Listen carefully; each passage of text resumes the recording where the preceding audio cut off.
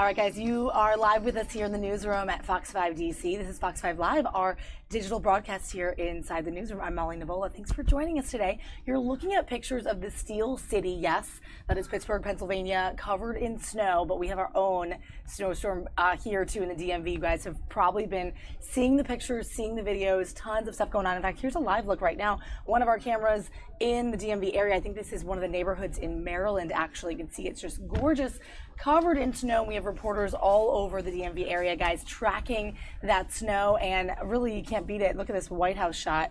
Live look outside the White House in the snow. We really can't see it. It's blending in. Some areas in the DMV area expected to get up to 7 or 8 inches. So we've been tracking the snowstorm. In fact, we want to see your pictures as well. So don't forget to hashtag us in your Instagrams and your Twitters and tweets and everything. Fox 5 Snow Day. So if you're off today and you're watching at home, awesome. Thanks for joining us inside the newsroom. We're also tracking some other stories of the day, including the Austin suspect, the bomber, guys, that we've been talking about for weeks now. After 5 blasts went off in about 18 days or so, ultimately the suspect did die in his own explosion last night. We have a clip from the police last night who recounted that capture and what happened, and we're going to play that out for you in just a second. But I also wanted to note some of the other top stories that we're going to be talking about. First of all, DC public schools are all closed. The government is closed today. A lot of people teleworking from home. And if you have any questions or concerns about closings today, you can check them out, fox5dc.com/closing. So I'm going to show you some of our favorite snow pictures from the day in just a second, because they're coming in and we're tracking them and we're bringing them all together in a snow day pic. But we're going to give you back this bump shot of Pittsburgh for just a second, and then we'll switch it up.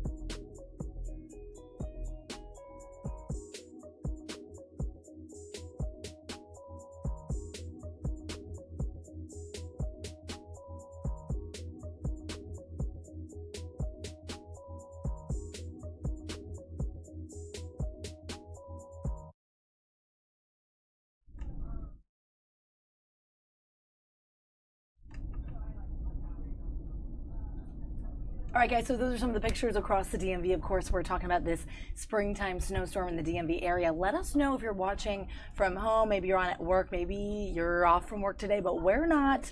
We're inside the newsroom, and we have dispatched a bunch of reporters out to those scenes that we've been showing you here, including some of those drive shot scenes where some of our photog vans and trucks are on the run, trying to get the best shots that we can. Some areas likely to see between 4 to 7, maybe even 8 inches.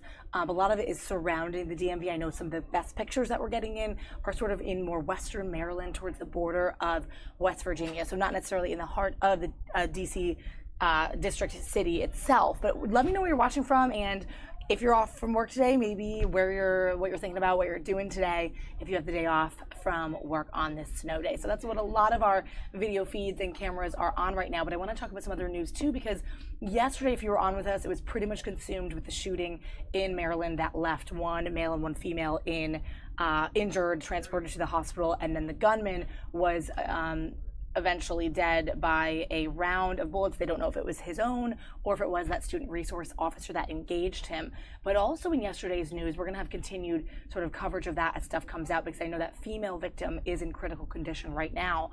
But also last night in Austin, continued coverage of this serial bomber. He actually led police on a pursuit last night, and it was one of the top stories. Accused of sending deadly packages to people in the city of Austin. He was identified as a person of interest last night and then led police on this chase. Ultimately, they found him via searching his Google history, located his vehicle, and then he set off an explosive inside. It is likely that his own blast actually killed him, and we have the video footage of that. The chief of police, I believe it's Brian Manley, talking about this last night. So this is late last night. It's very dark out. Here is that breaking news moment from last night in Austin. Lives and others whose lives have been forever changed due to significant injuries. We have talked many times over the past couple of weeks about the level of partnership that has taken place with our federal officials, our local officials, and our police department to bring this to an end. And through all of this hard work, we identified several leads throughout the course of the weeks. But beginning within the past 24 to 36 hours, we started getting information on one person of interest that we continue to work on and continue to develop. And as we continue to do our investigations, this person of interest ultimately moved to being a suspect. And that's what we started focusing on, was his involvement in these crimes. Late last night and early this morning, we felt very confident that this was the suspect in the bombing incidents that took place in Austin.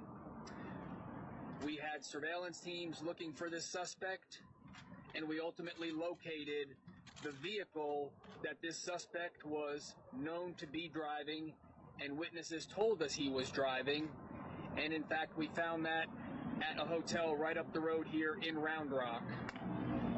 We had multiple officers from both the police department and our federal partners that took up positions around the hotel, awaiting the arrival of our tactical teams, because we wanted to have ballistic vehicles here so we could attempt to take this suspect into custody as safely as possible. While we were waiting for those vehicles to get here, much time had passed and the vehicle started to drive away. We began following the vehicle, again waiting to get the tactical vehicles here so we could take this, make a stop. However, the vehicle ended up stopping in the bar ditch on the side of the road behind us. As members of the Austin Police Department SWAT team approached the vehicle, the suspect detonated a bomb inside the vehicle, knocking one of our SWAT officers back, and one of our SWAT officers fired at the suspect as well. The suspect is deceased and has significant injuries from a blast that occurred from detonating a bomb inside his vehicle. We cannot name the suspect at this time because he has not been positively identified yet by the medical examiner, and next of kin have not yet been notified. So there will be a lengthy investigation that will take place regarding the officer-involved shooting. The investigation will be conducted by the Austin Police Department's Internal Affairs Unit, with the Austin Police Monitor participating as well for a review of compliance with departmental policy. There will be a concurrent criminal investigation that will take place by the Texas Rangers of the incident that occurred here tonight. Again, this is the culmination of 3 very long weeks for our community. And throughout these weeks, we've talked about the importance of remaining vigilant and looking out for each other. I want to continue that message as we stand here this morning, though, because we don't know where this suspect has spent his last 24 hours, and therefore we still need to remain vigilant to ensure that no other packages or devices have been left through the community. So as we go through the day today, we want the community to remain vigilant, but I also want to look at where we are now in Round Rock and remind our neighboring communities of Round Rock and Cedar Park and the other cities that we do not know where he has been in the past 24 hours, and we need your communities to remain vigilant as well. And again, if you see something that looks suspicious, if you see something that's out of place, if you see something that gives you concern, call 911 and let us know so that we don't experience any more tragedies in our communities, because we've had far too many over the past 3 weeks. I again want to thank the tremendous support and participation that we have had from our federal partners. And since this is still an ongoing investigation, we're not going to release a lot of the specific details that led to the incidents that occurred tonight. We did have one officer who was injured when that bomb detonated as he approached the vehicle, suffering minor injuries. And then we had one officer, as I mentioned earlier, that fired his weapon at the suspect. That officer has been with the Austin Police Department for 11 years, and again is a member of our SWAT team. As is our standard practice, he will be placed on administrative duty while we conduct the necessary investigations into what happened here. I'm now going to turn it over for comments to Special Agent Felicity of the ATF. Thank you. The unprecedented level of cooperation and partnership from the law enforcement agencies at the local, state, and federal level allowed each of our agencies to bring a different skill set to bear and identify this subject. And fortunately tonight we're able to bring this part of the investigation to a close. I also want to thank the public who continue to support us and cooperate with us and continue to send in tips. And as the chief said, we want them to continue to be vigilant. We are concerned that there still may be other devices out there, and we want to make sure that if people see suspicious packages or bags, that continue to call 911 and report that to the police so we can respond and deal with those packages. Thank you.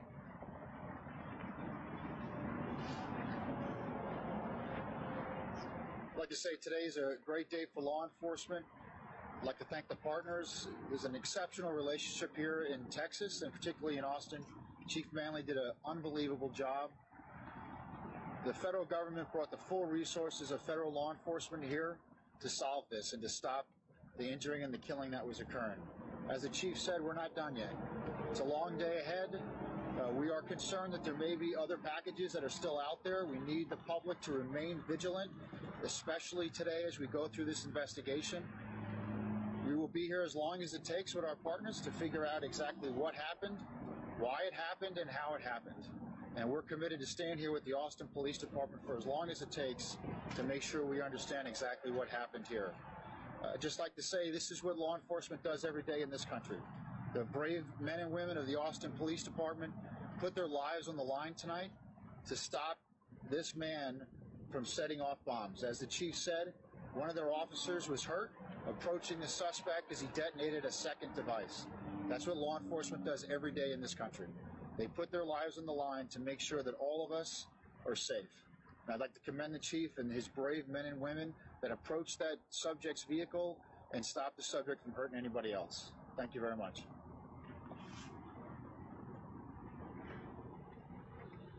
I understand that the investigation is continuing and that everyone still is urged to be vigilant and look for things that are out of place.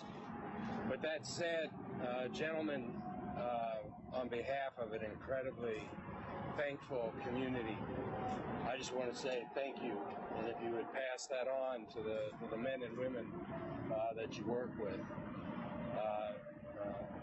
Chief Manley, to you and to your officers, to this literally army of both neighboring cities and state and federal agencies, thank you.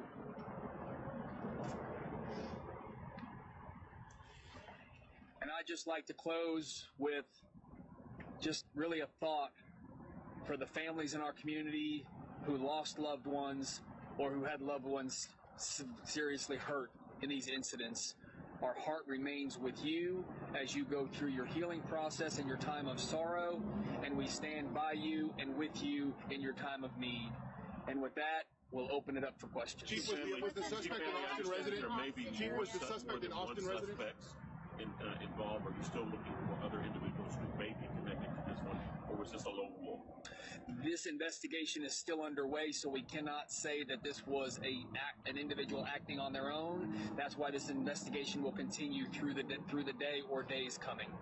Without naming the suspect, can you give us at least some biographical details? Rough age? Was he an Austin resident? The individual involved in this incident was a 24-year-old white male, and we're not going to give out any information regarding his residence. Any accomplices, sir? Sorry? Maybe you covered this with any accomplices.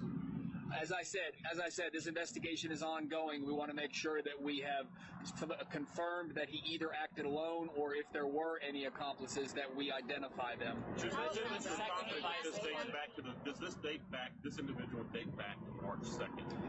We believe that this individual is responsible for all incidents that have taken place in Austin, starting on March 2nd, those that occurred since then as well. FedEx facility evacuated? So are you still searching the FedEx facilities?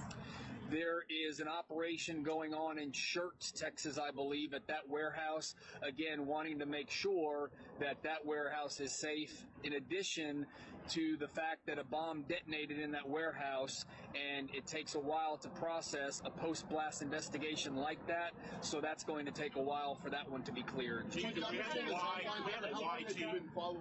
it the FedEx package that led you to this guy? There were several leads that led us to this person. We had a lot of evidence that came to us via video sources as well as witnesses. Was he ever on your radar prior to this? This was a subject that we had developed over the course of the investigation, but we became very interested in him over the past couple of days. Do we have a why? You know, that's the one thing we don't have right now, is a motive behind this. We do not understand what motivated him to do what he did, and that will also be part of the continuing investigation as we try to learn more about him and to understand why he took the actions that he did.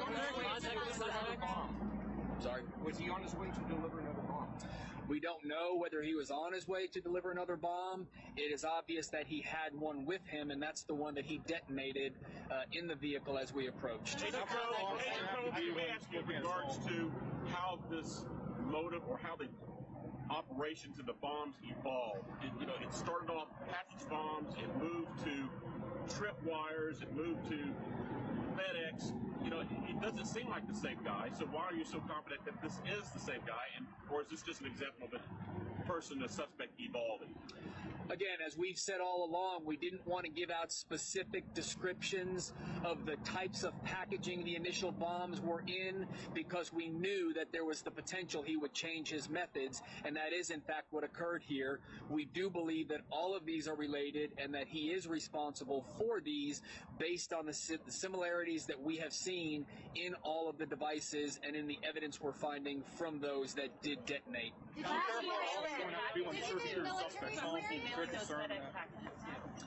The FedEx packages, we're not going to identify who they were being mailed to. However, we have been in contact with them. Did you have any contact with the You've been suspect? following the suspect. Was there any contact with the suspect before the new device exploding tonight? No, we had found him in the parking lot of a hotel in this neighborhood behind us, and we did not contact him. Again, we wanted this to come to a peaceful resolution tonight, but we knew how dangerous this situation was given what he had done in our community leading up to tonight. So we were waiting to get the best assets in place with our tactical teams and our ballistic vehicles so that we had the best chance possible to take him into custody. However, we were not afforded that opportunity when he started driving away, and we could not let him get anywhere into the community, and that's why we ended up having an interaction on the frontage road behind us. How long have you been watching, sir? Did he drive away because he saw police? I mean, any evidence of that? I don't know why he drove away. The officers that were there had been watching him for quite some time, so nothing had changed there to where I believe that he saw them, but that's something we'll never know. Does he have a military background too? Don't know what his background is. Last question. Do you know the motive at this point? Do you know what motivated him at this point now that you've been able to put this to this point? No. Again, as we stated earlier, we do not know what the motive was behind that, and hopefully as we continue this investigation, we will uncover some facts so that we can try and understand, although this is something that there is no rationale for, but we can try and understand what his motive was. Thank you very much. So guys, that was the full press conference late last night from the chief of police there in Austin about the bomber. Now, at the time, they did not identify the suspect. Now we do know, actually came out this morning, the AP broke it, that he was identified as 24-year-old white male. Anthony Conditt is his name. So still a lot of questions to be answered here about motive, about reasoning behind all this. I know it was quite a scary time for Austin residents. I was reading a lot of articles about this and hearing from people who have relatives and friends in that area, and it was quite a scary time where all kind of eyes were on that city that was being rattled. But meanwhile, guys, still snow day up here in DC. Check it out. This is one of our Fox 5 DC trucks driving around in the snow. I know a little bit of a choppy live view here, but we have a couple of them en route just to give us some footage around the city. And check this out, live look at the Capitol Dome here, totally covered, snowfall, white skies. You just cannot even see the dome here. So that's what we're looking at here. I want to also show you the Eagle Cam. Check it out. We're going to leave it on here for just a second. That eagle does not look very happy in my opinion, but I think they know what to do to protect their baby eaglets. There are 2 in there right now, and that is either Liberty or Justice, one of the adult eagles, protecting their little ones in the snow. That's in the Anacostia, the southeast area of DC. And so that's a live look courtesy of Earth Conservation Corps, where we get some of these cameras. So we're going to leave it on here for just a second, give you a glimpse, and then we'll go to some of our top stories from today, including the wrap-up of the Austin bomber, suspect bomber who died in that detonated blast, and another roundup of the shooting yesterday at Great Mills High School.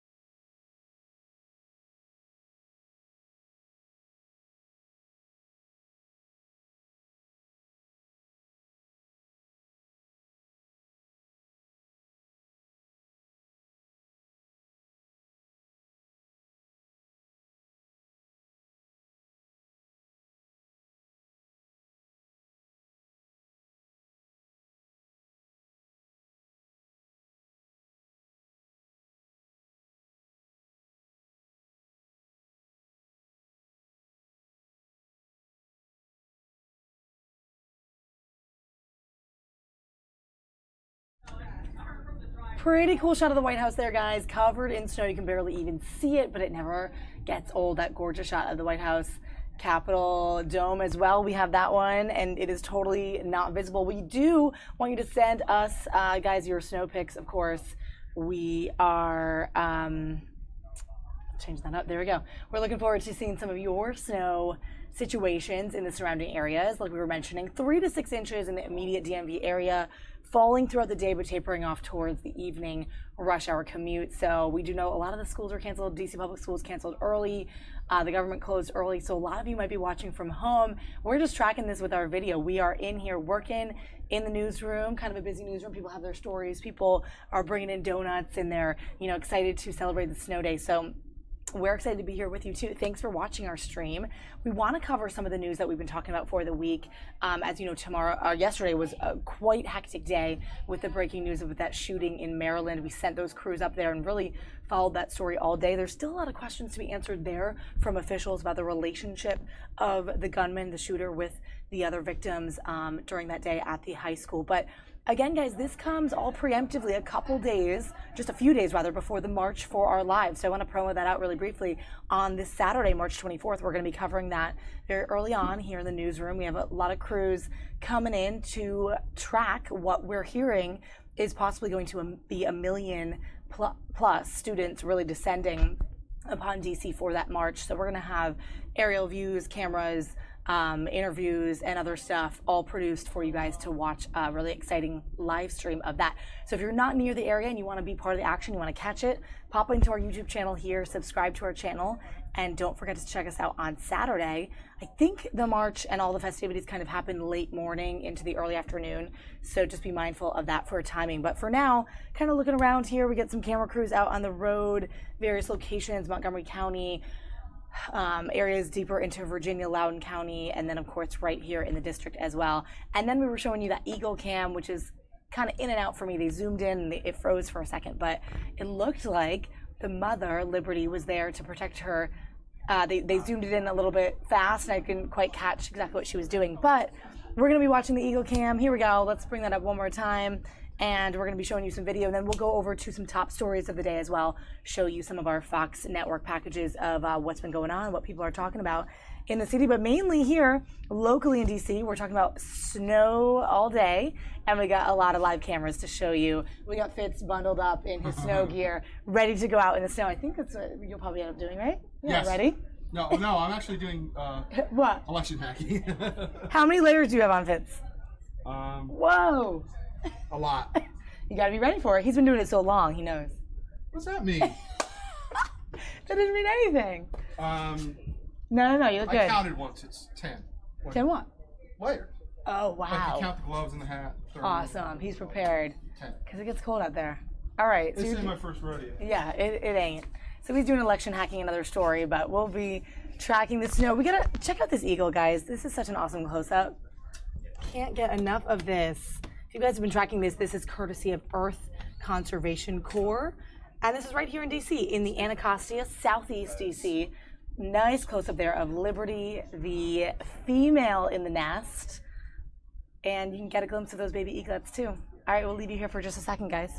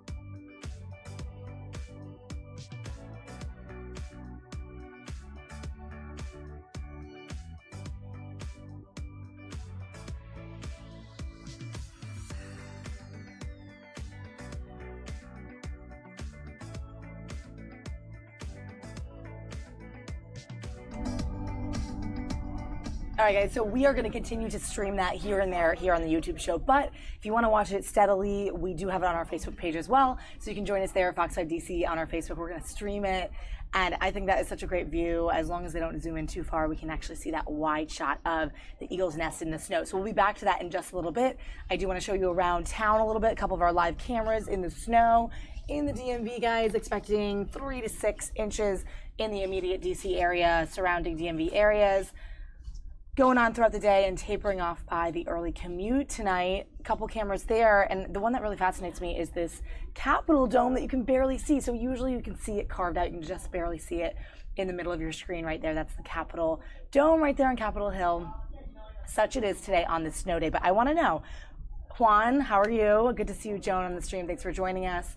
We're happy to have you on our stream today. It's Wednesday, March 21st, and it's a snow day for so many people. The government is out. A lot of schools are out. What are you guys up to? Let me know.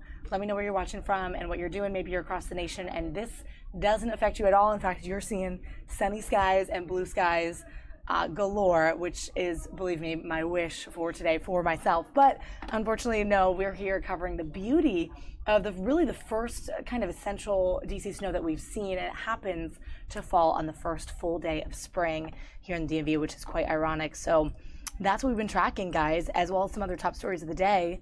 Let me play out some of the stories that we've been talking about in the news that we have had our network put packages together for, just to give you sort of a brief rundown of everything that happened yesterday with the shooting, a couple other topics that have been hot in the news. Here are today's top stories.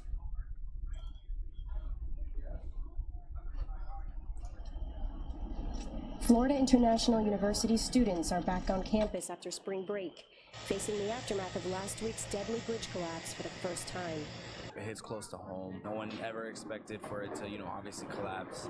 Thursday's tragedy left 6 people dead, including 18-year-old freshman Alexa Duran. On campus, reactions ranged from shock to anger. What happened was just, it could have been stopped. It could have not happened. A couple of my classmates actually, had to step out of the room. We were speaking about it. At 1:47 p.m., the time of Thursday's collapse, a moment of silence was observed throughout campus. FIU President Mark Rosenberg joined students, faculty, and staff to remember the victims of the collapse. 8th Street is probably one of the busiest streets I've ever been on my whole entire life. The whole point of the bridge was to create safety, which is ironic because it kind of did the opposite. Students plan to hold a vigil for victims on Wednesday, and Alexa Duran's sorority plans to hold an event in her honor on Thursday. In Miami, Ali Rafa, Fox News. It began at 7:55 a.m. inside Great Mills High School. The sheriff says 17-year-old senior Austin Rollins was armed with a gun. Produced a handgun while in hallway F in Great Mills High School and shot a Great Mills High School student, a female who was 16, and a Great Mills High School student, a male who was 14. School resource officer Deputy Blaine Gaskell was nearby. Was alerted and immediately responded and engaged the shooter. DFC Blaine Gaskell fired at the shooter, and what is described to me as almost simultaneously the shooter fired. Investigators are now looking into a past relationship between the gunman and the 16-year-old female victim. The 14-year-old boy who was shot may just have been an unintended victim. It's tragic. Our hearts are broken. Governor Larry Hogan said prayers aren't enough. He called on Maryland lawmakers to pass an emergency bill aimed at improving school security. No parent should ever have to worry about when they send their kids off in the morning to school, whether they're going to come home safely or not. We also learned other students and staffers may have witnessed the shooting. The superintendent of St. Mary's County Public Schools had a message for every school nationwide. If you don't think this can't happen at your school, you are sadly mistaken.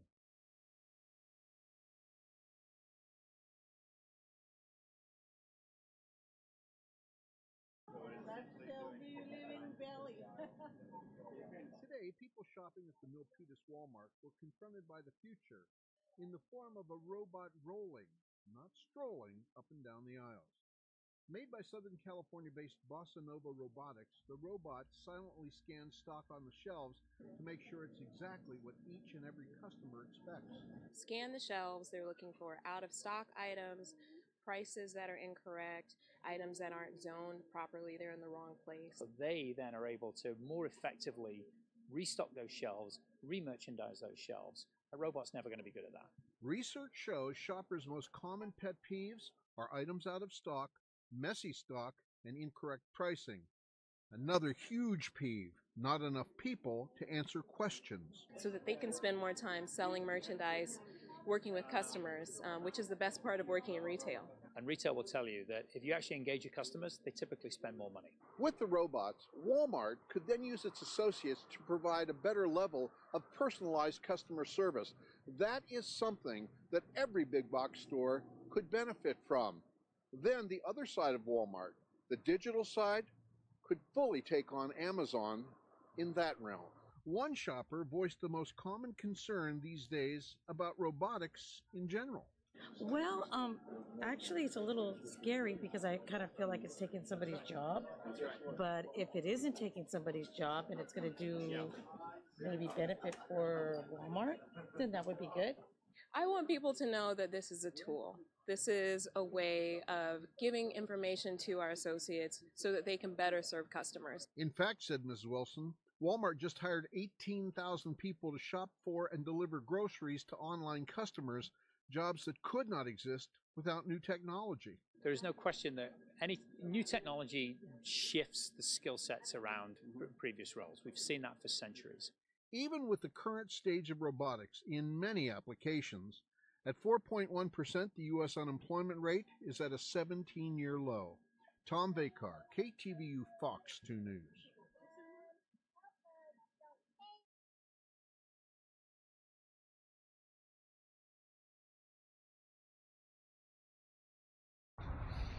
This is going to be a pretty quiet place today. We're still waiting for the brunt of the storm, but the federal government and schools are already shut down.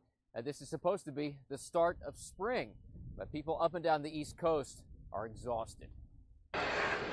Start shoveling early today. Where's the sunshine? Where's the 80 degrees? Where indeed, this is supposed to be the second day of spring. Instead, we're talking about the fourth nor'easter this month. In March and April, we've had our worst snowfalls right before, the Ides of March came in, and then bang, it goes out like a lion, and whatever that saying is, and we get clobbered. Well, however you say it, the scale is massive. Just about everybody that's watching me this morning waking up to a winter storm warning. Hundreds of flights have already been canceled. This is ridiculous, but it happens, right? The streets in Washington were largely deserted, and they may pretty much stay that way. And while the federal government closed down, Congress will still be at it, largely because lawmakers are still trying to get a spending deal done to avert a government shutdown this weekend. Spring blossoms are already dutifully emerging, only to be encrusted in ice overnight. And while this kind of thing doesn't usually bode well for DC's annual Cherry Blossom Festival, not to worry, it's not quite cold enough to kill the blossoms off before they reach full bloom. So keep these images of spring in mind today, right around the corner, they say. Yeah, right around the corner. In fact, those cherry blossoms are supposed to bloom in about a week. We hope the snow will have come and gone by then. In Washington, Doug Luzader, Fox News.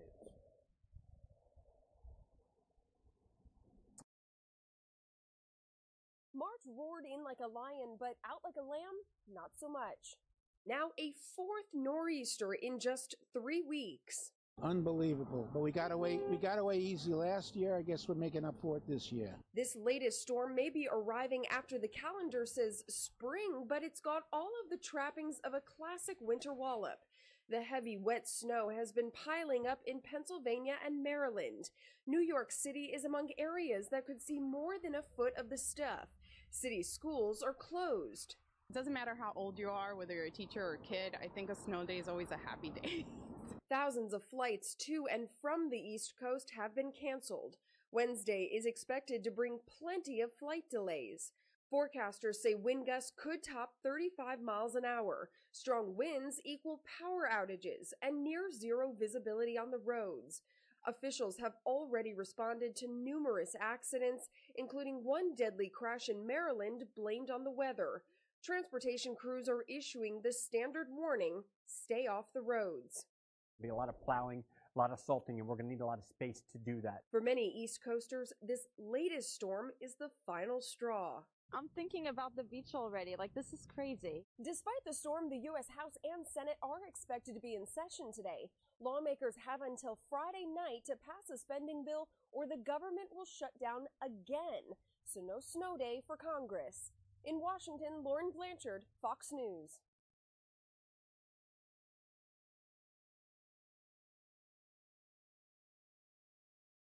Another incident in Austin prompts a massive police presence. The latest event happened at a Goodwill store. Police say it was not a bomb. It was artillery simulators, what police are calling military mementos, inside a box that had been dropped off. The ingredients ended up causing the blast that injured one person. This was a old military type ordinance that initiated in this person's hand and it did cause injury. There's no reason for us to believe that it is related to any of the other incidents that have occurred. Early in the morning, a package bomb exploded at a FedEx shipping center near San Antonio. One worker suffered minor injuries. A few hours later, another explosive found inside of a package at an Austin FedEx facility. That device was intercepted. It did not detonate and no one was hurt. Tuesday's events, plus the 4 earlier explosions that killed 2 people, adding even more layers of tension to a city filled with anxiety. Immediate panic that this is just the state that we're in. We have to look around everywhere we are now. Got to teach your kids about guns in schools and bombs at the doorway. Police have been following up on hundreds of tips and leads. They want the public to keep up the vigilance. We are in this together as a community. We want all of these incidents resolved. Police said this week they thought the bombings were, quote, meant to send a message. But what that message is, they still don't know. It's the latest from Austin, Casey Stiegel. Cutting in here briefly, guys, from the DC newsroom. Obviously, with that story, we have an update on that, and that was just a few mere hours old from yesterday, but now we know that the bombing suspect was eventually found, and then he was on the run, and then police eventually sort of cornered him, and something detonated inside his vehicle, eventually killing him. So that's the update there. Also, one more quick update on the Great Mills High School shooting story. We're just hearing in our newsroom the 14-year-old male victim of the shooting, who was shot in the leg, has been released from the hospital. Some good news on the local end here of that victim. Now, I don't exactly have the identity of that 14-year-old boy right now, but like I mentioned, still some stories, reasoning, motives, all that stuff, relationships between some of the people and the victims to come out in the near future, we hope. Meanwhile, I want to check in with a video that we're just getting in, guys. Brand new right here, live look outside of a middle school. This is in Hollywood, California. Apparently there is a school lockdown here after there were reports of a bomb threat at this middle school. So we're going to look at this and monitor this for just a second while we look at some other video that we have for you and some other stories that we've been tracking. So take a look at these aerials here outside of this middle school, and we're going to look up some more information for you.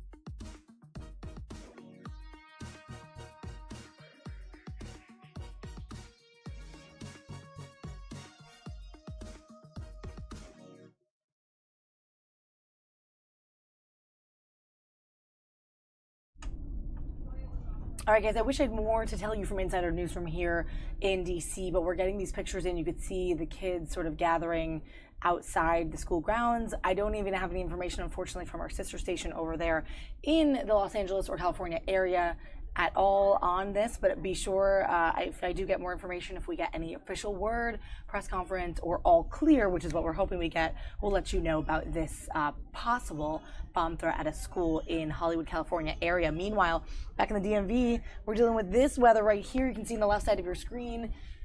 Springtime snowstorm on the first full day of spring. Very unfortunate we're not seeing the actual signs of spring on this first full day, but the cherry blossoms, like we were hearing earlier, have somewhat iced over, and we're waiting for those to bloom hopefully towards the end of the month. But we still have our cameras out there, guys, in our photojournalist vans here and our trucks who are en route to capture the best footage that they can get. And we want your pictures as well. So if you have any, do send us your snow pictures. I'm going to scroll through some of the ones that we have collected from this morning and show you some of the awesome scenes that we've seen in the DMV area, whether western Maryland, deeper into Maryland as a state, towards the border of West Virginia, or closer to the district. Here, mostly we've seen the outskirts of this area covered more in snow, more of the rural areas that we know from our neighborhoods here, but we're going to show you some of the best right here. So let me cue that up for you. Take a look at some of the stuff we've gathered this morning.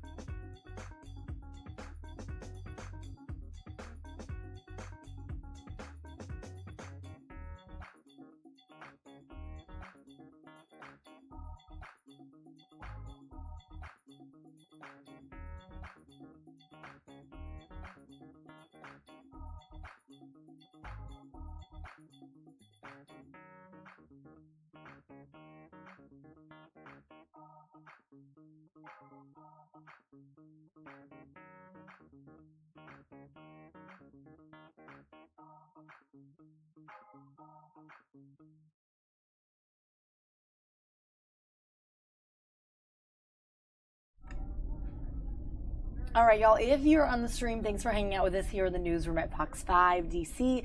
This is our digital live stream, Fox 5 Live, during the midday here. We're tracking this snow day here in DC, so a lot of you may be out of work, maybe you're out of school today, whatever it is. Thanks for hanging out with us. I want to quickly preempt a really cool Saturday stream that we're going to be doing for the March for Our Lives, where many high school students, reportedly maybe up to 1 million, are coming to DC to march to support change in Congress for gun violence. So we're going to be tracking that whole day and covering it from every angle down to the National Mall here in DC. So I want to make sure you know about that and definitely tune in to us for that, because I'll be hosting it along with Gary McGrady, our weather guy, and some other producers in the newsroom who all have a hand in that stream on Saturday. So we're very excited to bring that to you. But for now, guys, we're looking at the snow all over the city, and I think one of the most compelling shots here is this White House shot. Take a look. It's springtime here in the district, and this is a complete whiteout. You can see right in front of the White House. Always a gorgeous shot there. We also have a shot of the Capitol Dome, which is a little less visible during this snowstorm. So if you're in the area, expect 3 to 6 inches, maybe more, on sort of the outskirts, Western Maryland towards West Virginia. But let me know where you guys are if you're located in this area. I'm curious to see what snow you've gotten. And if you have, be sure to show us your snow pics. You can use the hashtag Fox5 Snow Day. Send them in, tweet them, Instagram them, tag us in any way. We'll find them via social media, and we'll check them out, and we'll add them to that tag board that you saw scrolling across your screen. But for now, guys, take a little break and take a look at the Eagle Cam down in the Anacostia in Southeast. And you can see Mother Liberty taking care of her baby eaglets in the snow today. Take a look, and we'll be back with you in a little bit.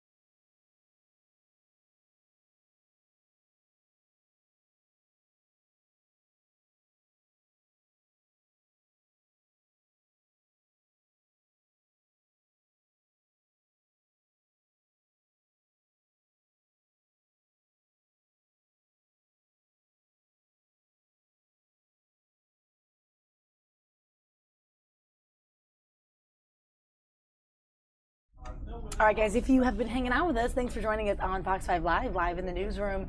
DC right here, we're dealing with our snow day today. Maybe a lot of you are off work, maybe you're out of school, whatever it is, and you're watching. Thanks for hanging out with us. This camera at the EcoCam is so interesting. I love seeing Liberty, the mother eagle there, all bundled up, protecting her little eaglets. That's what we're watching right now inside the newsroom because we don't have a lot of other stuff going on right now. Other cams that we have are all of our news crews who are out there tracking the snow. Check it out here, and then one more, another one on the road, and a third one tracking the snow in the whole DMV area, Maryland, Virginia, deeper into Maryland as well, and the district.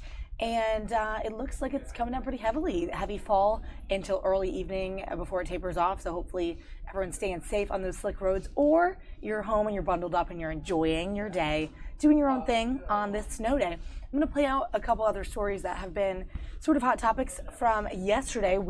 Most of our coverage yesterday was dominated by the shooting, unfortunately, that tragic event at Great Mills High School, and we didn't get to cover some of the other interesting stories that Fox put out there for us. So we're going to go to some of those to show you those videos in just a second here.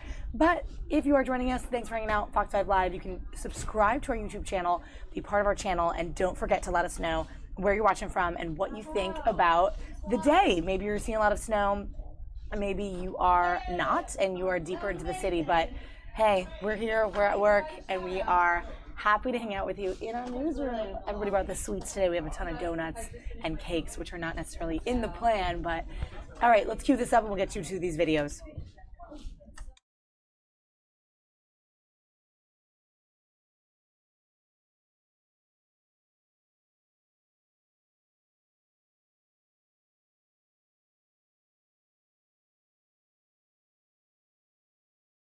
President Trump getting a first-hand look at one of the front lines of the opioid crisis. The Manchester Fire Department says 70% of the incoming calls aren't for smoke or flames. They're for medical issues, primarily drug overdoses. 2,600 in the past 3 years, with at least 255 deaths in this one town. Firefighters were responding to so many OD calls, they decided to invite the addicts here instead.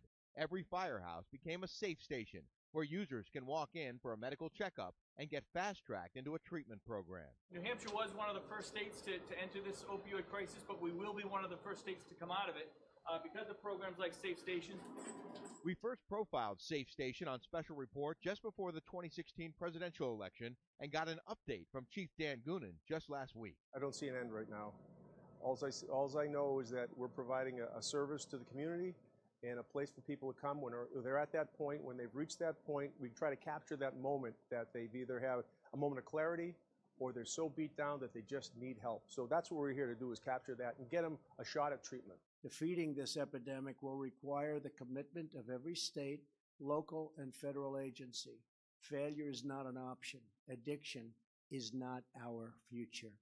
The president came to the Granite State to unveil a new plan to combat the opioid epidemic, including legislation to reduce the amount of drugs needed to trigger mandatory minimum sentences for traffickers, developing non-addictive painkillers, expanding access to treatment and recovery programs, and calling for tighter enforcement of federal death penalty statutes already on the books, targeting drug kingpins and major dealers whose product could be killing thousands. If we're not going to get tough on the drug dealers who kill thousands of people and destroy so many people's lives, we are just doing the wrong thing. We have got to get tough. This isn't about nice anymore. The president says he's spoken with leaders of other countries who say they don't have a drug problem because they have the death penalty for dealers. He says building that border wall is important because it'll stop the flow of illegal drugs from Mexico, and that shutting down sanctuary cities is critical because those cities are sheltering dangerous traffickers from justice. In Manchester, New Hampshire, Rick Leventhal, Fox News.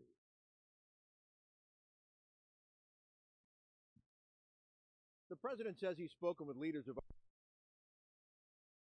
Two former aspiring actresses are accusing Steven Seagal of sexually assaulting them years ago when they were teenagers. He started kissing my neck and taking off my clothes. I was in shock.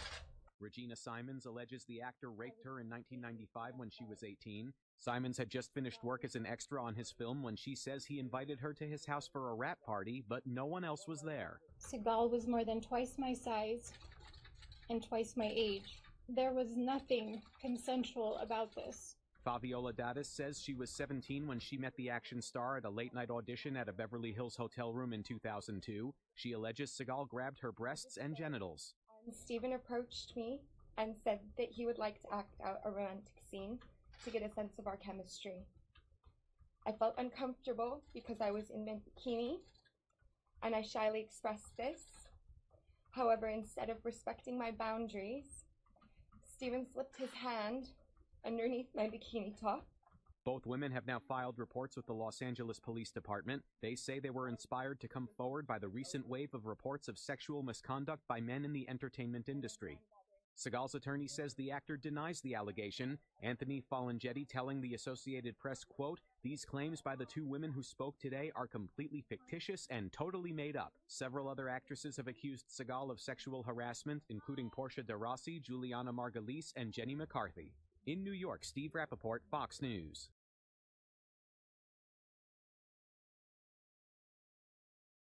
What should be an exciting and adventurous time for young adults is now increasingly becoming a time of anxiety and depression. I would agree with that. Between 2009 and 2015, the number of college students seeking psychological counseling has increased by about 30%.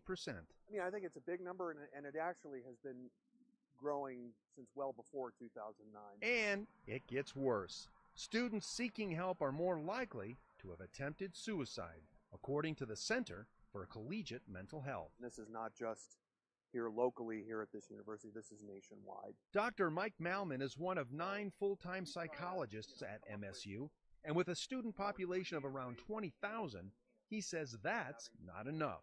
So, what's going on? No, I think you have a lot of things going on. I think you have a society that is much higher pressure. And Dr. Malman says social media is playing a negative role here. That's right, social media. Once inside, there's no getting out. They're so used to interacting with technology that having a face-to-face interaction is terrifying. And that's exactly what the doctor would order. In Daru, Fox 31.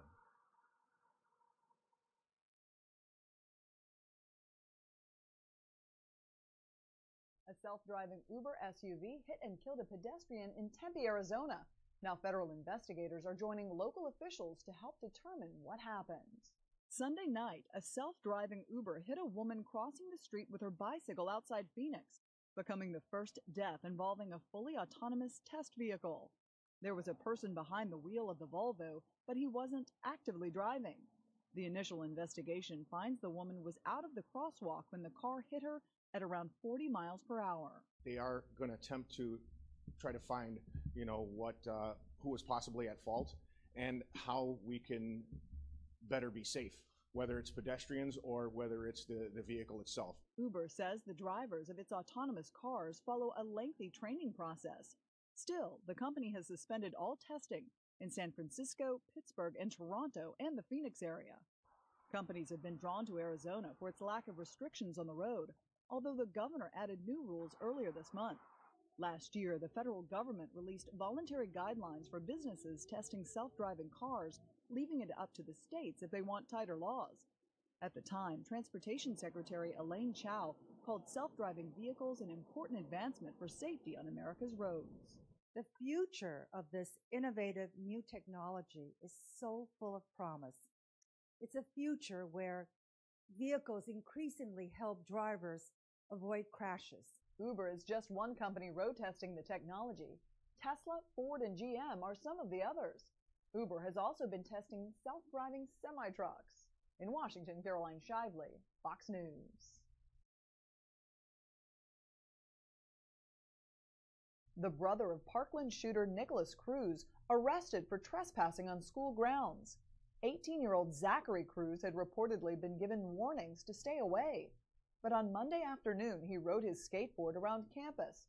According to the arrest report, Cruz told police he wanted to, quote, reflect on the school shooting and soak it in. 17 students and staffers died in the February massacre. Nicholas Cruz is facing more than 30 counts of premeditated and attempted murder. He could get the death penalty, although his attorney says the 19-year-old would plead guilty in exchange for life in prison. Meantime, Parkland students are gearing up for what's likely to be an historic event, the March for Our Lives. They're expecting at least 1 million people to rally for more gun control on Saturday. Demonstrations will be held in hundreds of cities and towns. Parkland students point to last week's school walkouts as proof young people can be real-world activists. We are not just a presence on Twitter. We're not just some social media fad. We're not like Tide Pods. Like we're trying to push this idea that we have a voice. The teens have their eyes on the November elections. Voter registration tables will be set up at many demonstrations. Parkland students say it's not about party affiliation, it's about change. We're just trying to make sure that morally just people are running this country, and those with their ears open and their minds open are listening to the American people. March for Our Lives demonstrations are also expected overseas. In Washington, Caroline Shively, Fox News.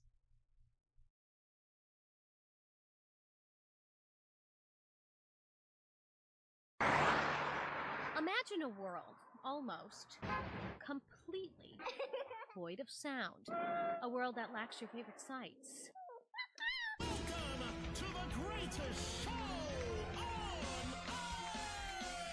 Henry came to school today. Welcome to Henry Moore's world. Hi, Henry, hi. The 6-year-old is a student at the Foundation for Blind Children in Phoenix. He's considered deafblind, which is pretty rare. Mom, Taylor Moore, says it's also rare that Henry is here, participating, interacting with his classmates. We thought we were having another typical child. He passed every test, every screen. Definitely he was just meant to be here. Henry was born in Vancouver, British Columbia. Taylor and Jonathan Moore's second son. Older brother Harrison was almost 2 years old when Taylor delivered. When he came out, he was small and he was purple and they couldn't get him breathing for a really long time. Nobody knew what was wrong. The problem with Henry is that he's the only one in the world with his condition or his chromosome deletion. The rare chromosome deletion meant his parents had no idea what was in store for Henry. Are you opening your eyes? His first year of life was spent in and out of the hospital. A year after that, the family took holiday in Phoenix and toured the foundation. So it was at that moment in the car that we decided that we are going to be moving from Vancouver, Canada to Phoenix, taking everything and relocating to this place so Henry could attend the Foundation for Blind Children. Henry showed up here on the first day of school being pulled in a wagon by his mom because he can't walk. To someone else, the challenges could have proved overwhelming. CEO Mark Ashton says not here, not Henry. And last month, at 6 years old, Henry took his first 7 steps all by himself, even though doctors said he would never walk unassisted. Everyone is hopeful he'll do it again. I think it's in him. I think it just gives me such confidence in all the therapy that we do. This kid does hours of therapy, hours of speech training, feeding therapies, physical therapy for his muscle tone, and never say never. Here's Michael. Henry is the hardest worker I've ever encountered. Henry learns best with hands-on real experiences. If he has the real objects and he has someone close to his side to bring the world to him, he's so much more successful. Jamie Packader is the elementary teacher team lead here. She says the teacher-student ratio, 1:2, small class size, and common deaf-blind strategies taught at the foundation are the reason behind a student's success. We try to make it engaging with their peers, so they're playing with them also throughout the day, and it really motivates them to, like Henry, start to walk and run and engage with his environment. The Foundation for Blind Children opened its doors in Phoenix back in 1952 at that time, serving 4 clients. Today, it serves more than 2,000 children and adults valley-wide.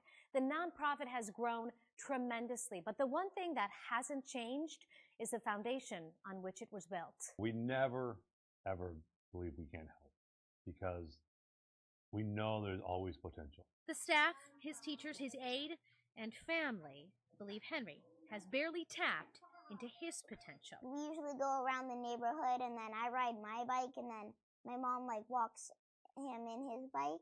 Big brother Harrison, who reads to Henry every night, dreams of riding bikes together one day. So he could walk and talk and actually be like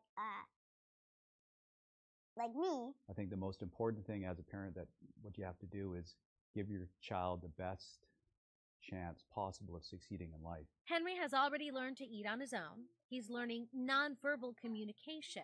His incredible show of willpower and strength, a motivator for everyone around him. And hopefully his world can just get bigger and bigger and he can understand it more. Nita Roman, Fox News. All right, guys, kind of a cool story out of Arizona there. Some of the top stories of the day, both yesterday and today, to bring to you from our network. Meanwhile, we're tracking the snow here, guys, in the DMV. We have a lot of cameras out there tracking what is going on in Maryland and deeper into Virginia as well.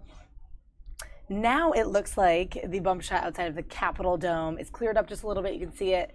Oh, let's go back to that there. There it is, a little more clearly seen there in the middle of the screen. You can see the outline of the dome, and you can finally see a little bit of the surroundings there. But the government is out today. Meanwhile, Congress is still in. A lot of them have reported to work on their vote and their budget for a possible looming government shutdown this weekend. So that is happening. But other than that, the government workers, the staff, they're all out. According to OPM, I believe it broke at like 3:45 or so a.m. last night that they do not have to report to work today. So a lot of people out of work, and a lot of schools are out today too. But let us know if you're watching at home. Are you also on a snow day? Is that what brings you to tune into our show? We're here on YouTube every day from 11:30 to the afternoon with a special stream this coming Saturday, guys, on Saturday morning, the afternoon, the March for Our Lives, students descending upon DC for that march to bring to the attention of lawmakers their vision of change vis-a-vis gun control and gun violence that we've been seeing this week, not the least of which was yesterday at Great Mills High School, guys, where the gunman who was killed injured 2 people. We do know the 14-year-old boy, the male victim, has been released from the hospital, but the female, I believe, according to reports, is still in critical condition there in her ICU. So we're thinking about her today, and we're continuing to follow that story. Still no new information on the suspect himself, who is now deceased, and what the motive was, or what some sort of relationship drama there was between him and the victims. But guys, also big in the news, we've been talking about this story forever, is the Austin explosions, the bombings that rocked that city for a long time, which pretty much came to an end. They're saying last night, police had a special news conference late last night to talk about the bombing suspect who was dead after killing himself, detonating a bomb inside his vehicle after leading police on a chase in Austin, Texas. And in case you missed it, here's what police had to say last night. Lots of questions the media had. There are still some to be answered, but here's the crux of it from last night about the Austin bombing suspect. To bring this to an end, and through all of this hard work, we identified several leads throughout the course of the weeks, but beginning within the past 24 to 36 hours, we started getting information on one person of interest that we continued to work on and continue to develop. And as we continued to do our investigations, this person of interest ultimately moved to being a suspect. And that's what we started focusing on, was his involvement in these crimes. Late last night and early this morning, we felt very confident that this was the suspect in the bombing incidents that took place in Austin. We had surveillance teams looking for this suspect, and we ultimately located the vehicle that this suspect was known to be driving, and witnesses told us he was driving. And in fact, we found that at a hotel right up the road here in Round Rock.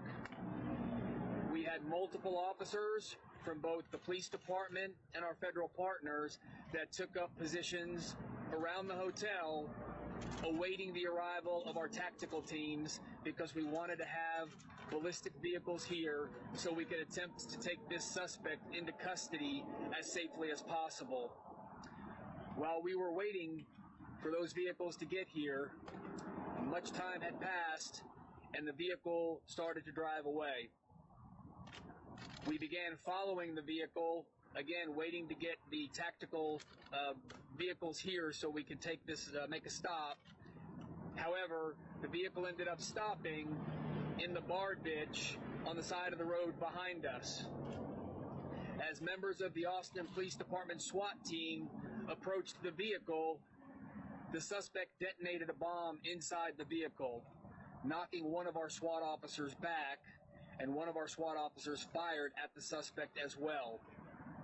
The suspect is deceased and has significant injuries from a blast that occurred from detonating a bomb inside his vehicle. We cannot name the suspect at this time because he has not been positively identified yet by the medical examiner, and next of kin have not yet been notified. So there will be a lengthy investigation that will take place regarding the officer-involved shooting. The investigation will be conducted by the Austin Police Department's Internal Affairs Unit, with the Austin Police Monitor participating as well for a review of compliance with departmental policy. There will be a concurrent criminal investigation that will take place by the Texas Rangers of the incident that occurred here tonight. Again, this is the culmination of 3 very long weeks for our community. And throughout these weeks, we've talked about the importance of remaining vigilant and looking out for each other. I want to continue that message as we stand here this morning, though, because we don't know where this suspect has spent his last 24 hours, and therefore we still need to remain vigilant to ensure that no other packages or devices have been left through the community.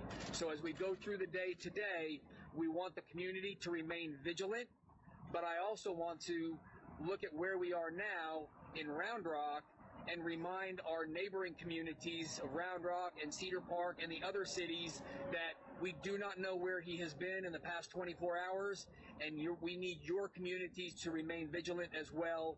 And again, if you see something that looks suspicious, if you see something that's out of place, if you see something that gives you concern, call 911 and let us know so that we don't experience any more tragedies in our communities, because we've had far too many over the past 3 weeks. I again want to thank the tremendous support and participation that we have had from our federal partners. And since this is still an ongoing investigation, we're not going to release a lot of the specific details that led to the incidents that occurred tonight. We did have one officer who was injured when that bomb detonated as he approached the vehicle, suffering minor injuries. And then we had one officer, as I mentioned earlier, that fired his weapon at the suspect. That officer has been with the Austin Police Department for 11 years, and again is a member of our SWAT team. As is our standard practice, he will be placed on administrative duty while we conduct the necessary investigations into what happened here. I'm now going to turn it over for comments to Special Agent Felicity of the ATF. Thank you. The unprecedented level of cooperation and partnership from the law enforcement agencies at the local, state, and federal level allowed each of our agencies to bring a different skill set to bear and identify this subject. And fortunately tonight we're able to bring this part of the investigation to a close. I also want to thank the public who continue to support us and cooperate with us and continue to send in tips. And as the chief said, we want them to continue to be vigilant. We are concerned that there still may be other devices out there, and we want to make sure that if people see suspicious packages or bags, they continue to call 911 and report that to the police so we can respond and deal with those packages. Thank you.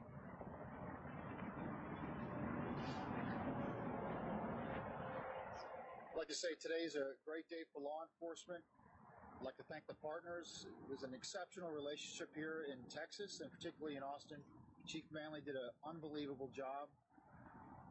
The federal government brought the full resources of federal law enforcement here to solve this and to stop the injuring and the killing that was occurring. As the chief said, we're not done yet. It's a long day ahead. We are concerned that there may be other packages that are still out there. We need the public to remain vigilant, especially today as we go through this investigation. We will be here as long as it takes with our partners to figure out exactly what happened, why it happened, and how it happened. And we're committed to staying here with the Austin Police Department for as long as it takes to make sure we understand exactly what happened here. Just like to say, this is what law enforcement does every day in this country.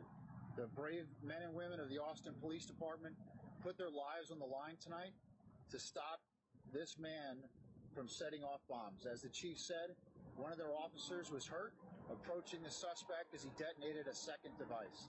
That's what law enforcement does every day in this country. They put their lives on the line to make sure that all of us are safe. And I'd like to commend the chief and his brave men and women that approached that subject's vehicle and stopped the subject from hurting anybody else. Thank you very much.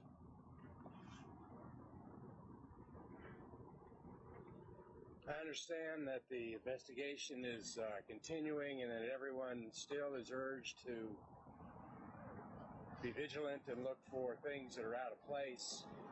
But that said, gentlemen, on behalf of an incredibly thankful community, I just want to say thank you. And if you would pass that on to the men and women that you work with. Chief Manley, to you and to your officers, to this literally army of both neighboring cities and state and federal agencies. Thank you.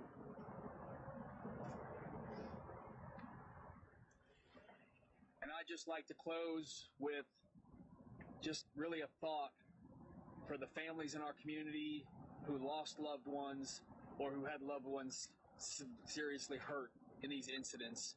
Our heart remains with you as you go through your healing process and your time of sorrow, and we stand by you and with you in your time of need.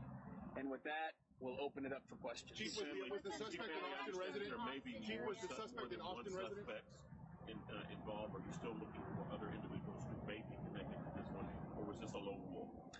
This investigation is still underway, so we cannot say that this was an individual acting on their own. That's why this investigation will continue through the day or days coming. Without naming the suspect, can you give us at least some biographical details? Rough age? Was he an Austin resident? The individual involved in this incident was a 24-year-old white male, and we're not going to give out any information regarding his residence. Any accomplices, sir? Sorry? Maybe you covered this with any accomplices? As I said, this investigation is ongoing. We want to make sure that we have confirmed that he either acted alone or if there were any accomplices that we identify them. Does this individual date back to March 2nd? We believe that this individual is responsible for all incidents that have taken place in Austin, starting on March 2nd, those that occurred since then as well. So are you still searching the FedEx facilities? There is an operation going on in Schertz, Texas, I believe, at that warehouse. Again, wanting to make sure that that warehouse is safe, in addition to the fact that a bomb detonated in that warehouse, and it takes a while to process a post-blast investigation like that, so that's going to take a while for that one to be cleared. Sorry? Was it the FedEx package that led you to this one? There were several leads that led us to this person. We had a lot of evidence that came to us via video sources as well as witnesses. Was he ever on your radar prior to this? This was a subject that we had developed over the course of the investigation, but we became very interested in him over the past couple of days. Do we have a why? You know, that's the one thing we don't have right now is a motive behind this. We do not understand what motivated him to do what he did, and that will also be part of the continuing investigation as we try to learn more about him and to understand why he took the actions that he did. Sorry? Was he on his way to deliver another bomb? We don't know whether he was on his way to deliver another bomb. It is obvious that he had one with him, and that's the one that he detonated in the vehicle as we approached. Let me ask you in regards to how this motive or how the operations of the bombs evolved. It started off package bombs, it moved to trip wires, it moved to FedEx. It doesn't seem like the same guy, so why are you so confident that this is the same guy, or is this just an example of a person, a suspect evolving? Again, as we've said all along, we didn't want to give out specific descriptions of the types of packaging the initial bombs were in because we knew that there was the potential he would change his methods, and that is in fact what occurred here. We do believe that all of these are related and that he is responsible for these based on the similarities that we have seen in all of the devices and in the evidence we're finding from those that did detonate.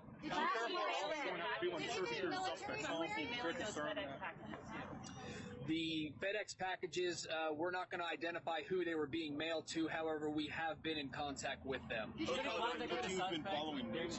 any contact with the suspect before any device exploding tonight? No, we had found him in the parking lot of a hotel in this neighborhood behind us, and we did not contact him. Again, we wanted this to come to a peaceful resolution tonight, but we knew how dangerous this situation was given what he had done in our community leading up to tonight. So we were waiting to get the best assets in place with our tactical teams and our ballistic vehicles so that we had the best chance possible to take him into custody. However, we were not afforded that opportunity when he started driving away, and we could not let him get anywhere into the community, and that's why we ended up having an interaction on the frontage road behind us. How long have you been watching him? Did he drive away because he saw police? Any evidence of that? I don't know why he drove away. The officers that were there had been watching him for quite some time, so nothing had changed there to where I believe that he saw them, but that's something we'll never know. Does he have a military background? Don't know what his background is. Last question. Do you know the motive at this point? Do you know what motivated him at this point now that you've been able to put this to this point? No. Again, as we stated earlier, we do not know what the motive was behind that, and hopefully as we continue this investigation, we will uncover some facts so that we can try and understand, although this is something that there is no rationale for, but we can try and understand what his motive was. Thank you very much. All right, guys, so again, that was the update from yesterday on the Austin bomber. That all came out late last night, so it is the latest information, but since we didn't have much of that out yesterday when we were talking about this whole case, and we didn't know until late last night, I wanted to make sure I played it out for you here on our YouTube stream. If you're just joining us, welcome to our show. We're midday Fox 5 Live here at Fox 5 DC, our afternoon live and breaking news show. And I will tell you, a couple of our feeds coming in from our network are completely blank. Something's up with the weather, getting that satellite picture in. So we unfortunately are sort of left to a couple of our bump shots of snowy weather, including the Capitol Dome. And I believe we had this earlier, I think this is Pittsburgh, Pennsylvania. Oh no, Radio City, that is New York City. So we have a shot of New York City right there. And then a couple others locally here in DC where you can see some of the snow is actually somewhat melting away, possibly. You can see it's a little more sleety, rainy in certain areas. Looks like some of those parking lots are a little more clear than we thought. But I do want to flash back to this awesome, awesome Eagle Cam. We have the live camera from the Earth Conservation Corps of the Eagles, Liberty and Justice, and their baby eaglets in Southeast DC and the Anacostia. And it's such a cool live camera. Check it out. Let me make sure it is queued up and it is live. There it is. She is there protecting her young, all bundled up in the snow. I believe they know what to do in this sort of weather, even though it is kind of rare. We haven't seen this yet in this season. And ironically, we're getting it on the first full day of spring, March 21st, right? We're going into the spring weather and hoping that the cherry blossoms make their way out soon and they bloom. But we'll leave you here, guys, to check out the Eagle Cam live. And then if we have any other breaking news or videos to bring to you, we'll make sure we throw those up on our stream here today. Thanks for joining us.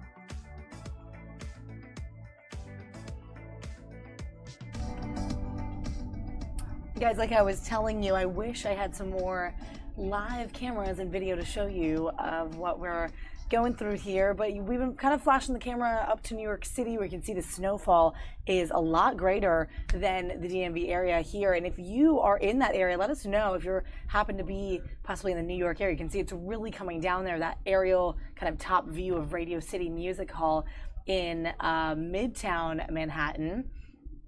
Beautiful shot there in the snow. And then meanwhile, back in DC, we have this Eagle Cam. This is a live look at that camera in Anacostia in Southeast DC, and I love it. We're going to get to see those baby eaglets grow up. And you know what's funny? Those eaglets don't even have names yet. They're putting out a call to classes and kids and anyone who might like to have their classroom participate in naming them, because submissions are open until March 31st. So that's kind of exciting news for that community and for the Earth Conservation Corps, who is taking this upon them to show this video and to stream it and to let us use it, which is very exciting. Make a change on Edge Live Channel 2. If we have anything else changing, guys, we'll switch it up for you and give you some live video, live pictures of what's coming in. But other than that, we're going to leave you with this Eagle Cam on this snow day here on this Wednesday, first full day of spring. Expedition launch to the and we'll catch you next time. Let us know your comments. Let us know what you think.